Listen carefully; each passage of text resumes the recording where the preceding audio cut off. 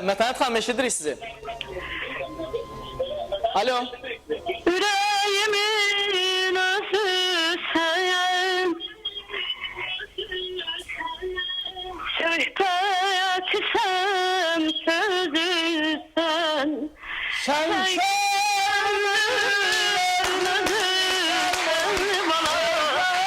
bilmirəm sensiz.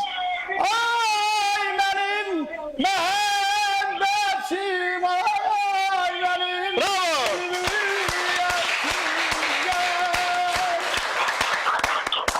Eşk olsun.